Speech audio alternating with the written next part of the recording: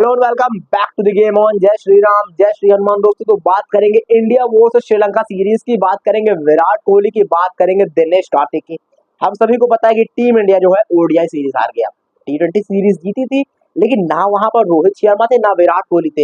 And after that जब ये दोनों ही खिलाड़ी आते हैं श्रीलंका में ओडीआई सीरीज के लिए, पहले मैच में श्रीलंका मतलब जस्ट अनबिलीवेबल वहां पर भी आप कहोगे, बिकॉज जिस तरह से मैच वो टाई कराते हैं और वो मैच भी वो ऑलमोस्ट जीत चुके होते हैं। वो तो भैया भला हो कि वो जिस तरह से शिवम दुबे के आखिरी में को हिट लग जाते हैं, तो ऐसा लग नहीं रहा होता कि शिवम दुबे का बस का है वो मैच, और टीम इंडिया वो मैच भी हार जाता।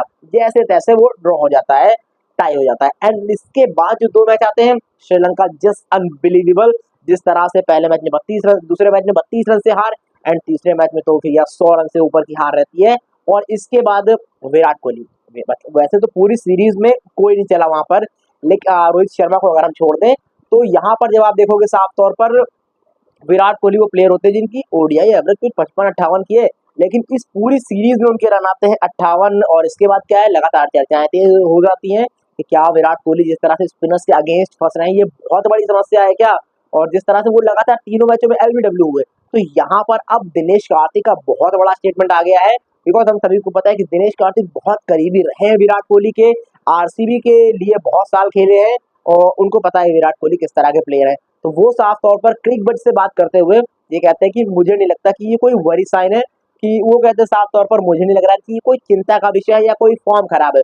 उन्होंने कहा कि जिस तरह के पिच श्रीलंका में थी, जिस तरह से वहां पर स्पिनर्स प्ले में आए, उस तरह की पिच आपको बहुत ज्यादा नजर नहीं आएगी। उन्होंने साफ तौर पर कहा कि ये ऐसी पिच है जो आपको कई साल 2 साल में एक बार मिल जाती है, बाकी आप जहां जहां खेलोगे आपको बेहतर पिचें नजर आएंगी, तो इस तरह से स्पिनर्स वहां पर अटैक नहीं कर पाएंगे। तो उन्होंने साफ तौर पर कहा कि ये जस्ट अ सीरीज थी और मुझे नहीं लगता कि कोई चिंता की बात है। उन्होंने कहा कि यहाँ पर मैं डिफेंड नहीं कर रहा हूँ विराट कोहली को, लेकिन जब आप जिस श्रीलंकन कंडीशन में खेल रहे थे वहां पर साफ तौर पर देखोगे ना, तो 8 से 30 ओवर के बीच जब बॉल सेमी न्यू बॉल होता है ना, सेमी न्यू हो जाता है, तो वहां पर बैट्समैन के लिहाज से दिक्कतें खड़ी होती हैं, और वही विराट कोहली के साथ हुआ। तो ये साफ तौर पर दिनेश कार्तिक का मानना है।